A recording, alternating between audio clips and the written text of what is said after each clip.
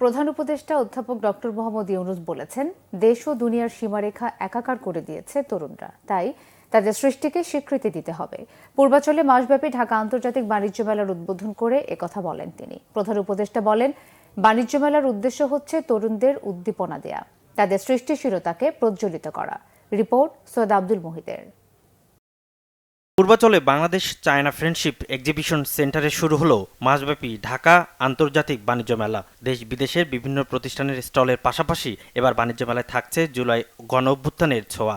বুধবার মেলার আনুষ্ঠানিক উদ্বোধনী অনুষ্ঠানের প্রধান উপদেষ্টা অধ্যাপক ডক্টর মোহাম্মদ ইউনূস তরুণদের সৃষ্টিশীলতাকে স্বীকৃতি দিতে জোর দেন। তিনি বলেন, মানুষ মাত্রই উদ্যোক্তা, শ্রমিক নন। মানুষ মাত্রই উদ্যোক্তা, শ্রমিক না। শ্রমিকটা হলো একটা বিপথে চলে যাওয়া,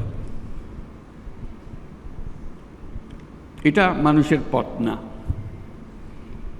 মানুষের পথ হলো সৃষ্টি করা, নিজের মনের মধ্যে যা আছে তা সৃষ্টি করা, অন্যের হুকুমে সৃষ্টি করা না।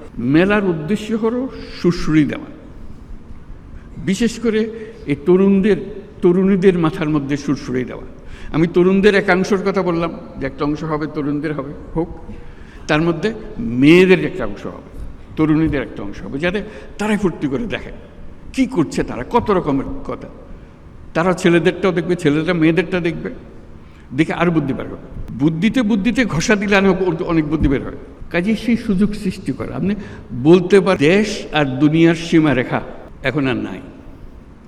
আমরা যে পর্যায়ে তরুণরা আমাদেরকে যে পর্যায়ে নিয়ে এসছে, আমরা একাকার হয়ে গেছি, এখন আমরা ওই সীমাতে চলে গেছি।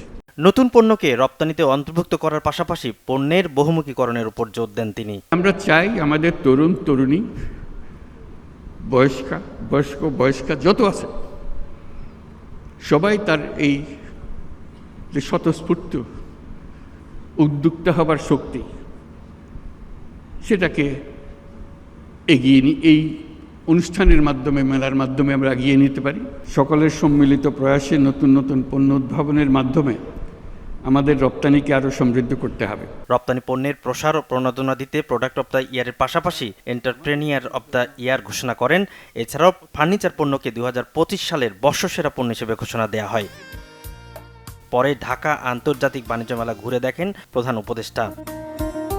সৈয়দ আব্দুল মুহিত, বাংলাভিশন, ঢাকা।